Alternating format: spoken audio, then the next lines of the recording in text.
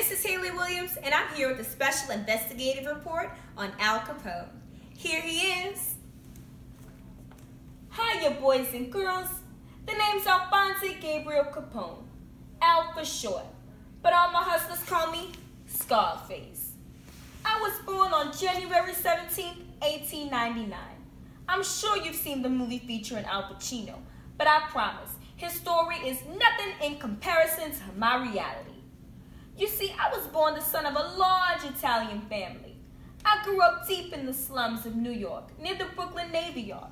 So you know I was exposed to a lot of sailors and their cursing and whatnot. Anyways, back to the business. My family was some good old Italian folk, but you know I had to go and mess that up.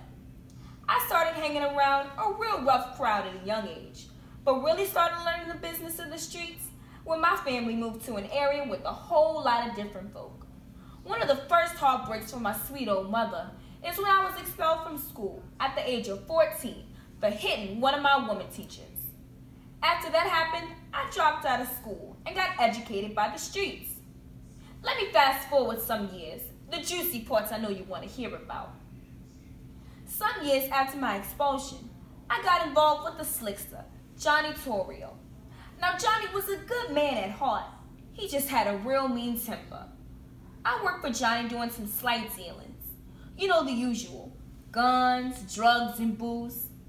That is until I met the love of my life, May Coughlin, and convinced her to settle down with me. So in 1918, I married my May and took a break from the street life and began working as a bookkeeper. Funny, I know. Picture me keeping books. Me and May only had one child together, my little boy Sonny. I soon found the bookkeeping life very unfulfilling. So after my old boss Johnny retired, I became the star of Chicago. I was doing real good too. I had my fingers in every illegal thing possible.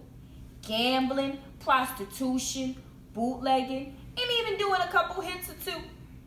See, the smart thing about me was I kept my business and temper on the low, unlike these wannabe gangsters nowadays. Unfortunately, the beast inside of me was released with the assault of my good friend Jack Guzik. Rule of the streets is an eye for an eye, a tooth for a tooth.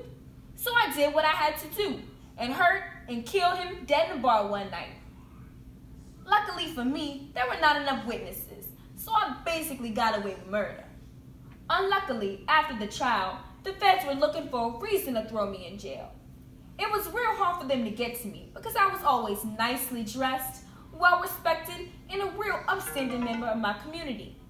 That's why I never would have thought the beginning of the end would happen on the most romantic day of the year, Valentine's Day.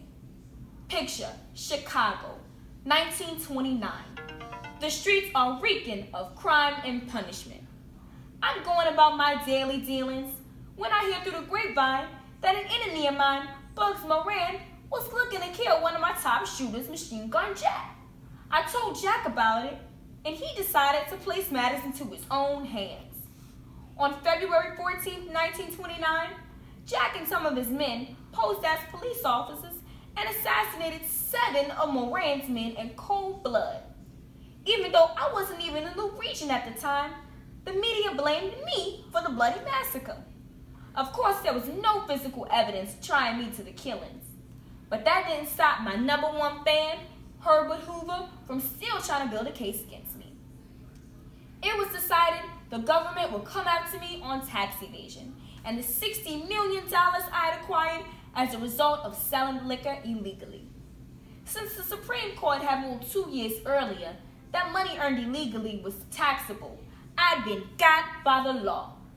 On June 5, 1931, I was indicted on 22 counts of income tax evasion. I was sentenced to federal prison in Atlanta, and I basically ran everything and everybody in that joint. After 2 years of bribing the guards, I was moved to the notorious Alcatraz in 1934. Around that time, I got real sick, and since I contracted syphilis as a youngin', I was now suffering from neurosyphilis. In other words, I was literally losing my mind.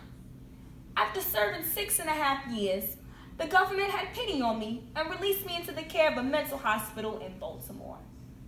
I I was there for 3 years and was able to spend my last days with my mate in Miami.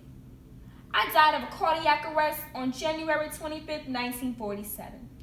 I hope my story serves as a model of what not to do in life, or you'll end up kaput like Capone.